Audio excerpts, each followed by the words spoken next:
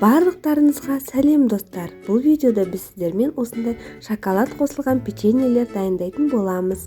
Дәлірек айтқанда, шоколадты түйіршіктер қосылған печенье дайындаймыз.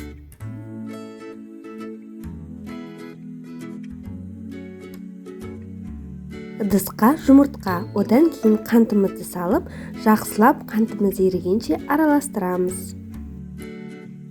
Шым-шым тұз бен еріген сары майымызды құйып, тағы да араластырамыз.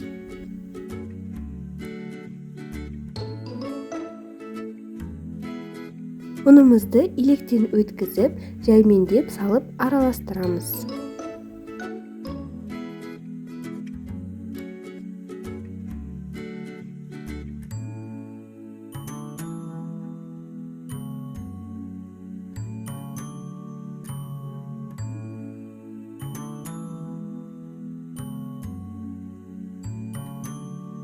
Ұнымызбен бірге қопсытқышымызды салып, қамырымызды араластырамыз.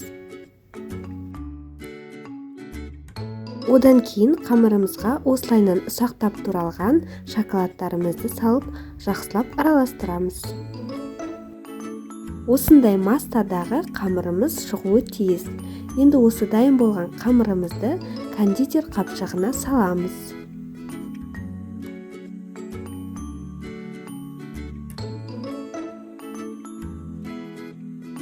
Видеода көрсетілгендей етіп, қайшының көмегімен осылай қиып аламыз. Енді пергамент қағазы төселген формамызға осылайынан печеньелерімізді жайғастырып шығамыз.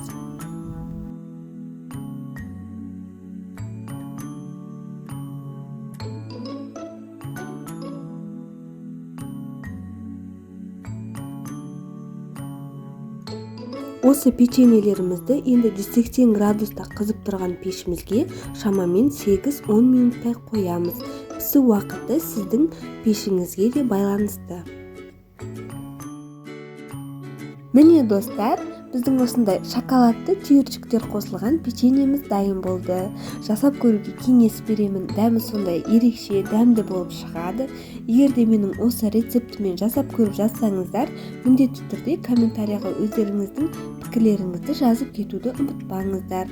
Ал сіздермен бірге болған мен Ажар.